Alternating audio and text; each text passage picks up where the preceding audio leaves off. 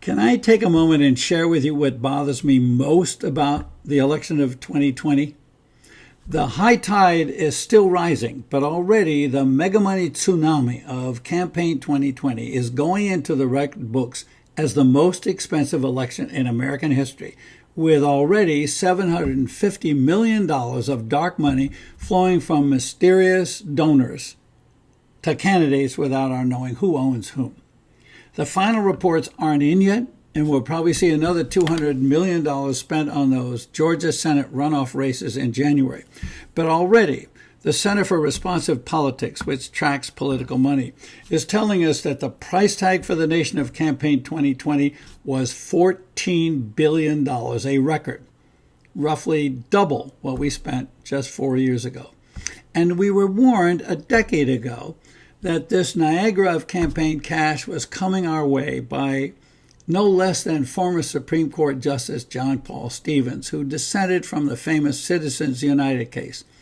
He told the court majority in that case that their ruling, which would allow unlimited campaign donations from corporations and other independent groups, unleashes the floodgates of campaign finance.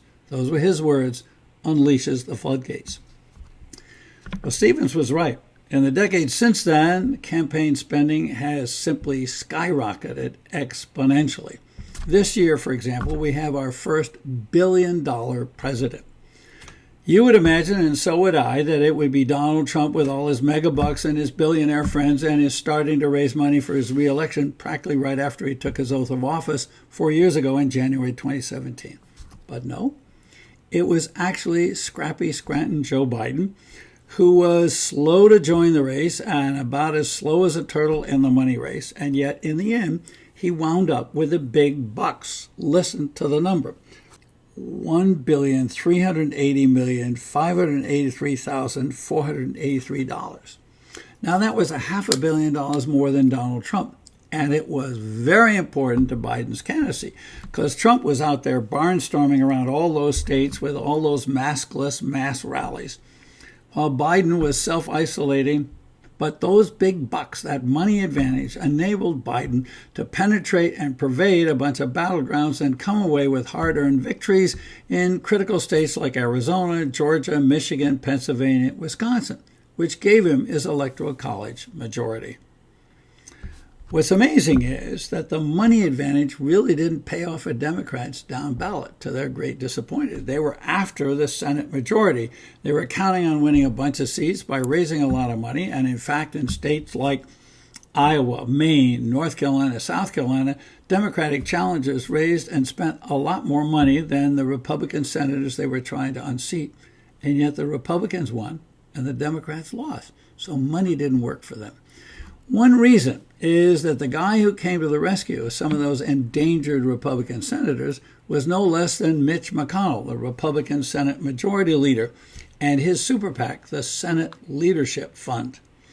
Now, if you have wondered sometimes how Mitch McConnell manages to impose iron discipline on all those Republican senators, give a thought for a moment to the financial muscle that he musters for his troops in the home stretch of a campaign. Because in this cycle, the Senate Leadership Fund, the PAC run by Mitch McConnell, contributed $239 million to Senate Republican candidates and their races.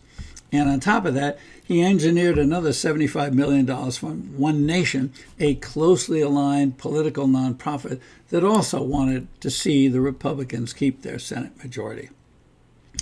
So the takeaway message from both the congressional and the presidential campaigns is that despite efforts at reform, the political dark money independent expenditure game is booming. It is the fastest growing sector of what is now called the politics industry. And it's being played on both sides. Let's be honest.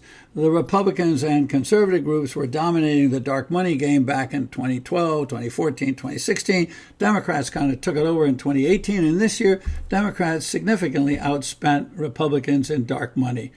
Wealthy donors like corporations and billionaires who want to contribute big money but hide their hand are using dark money conduits like political nonprofits and limited liability corporations.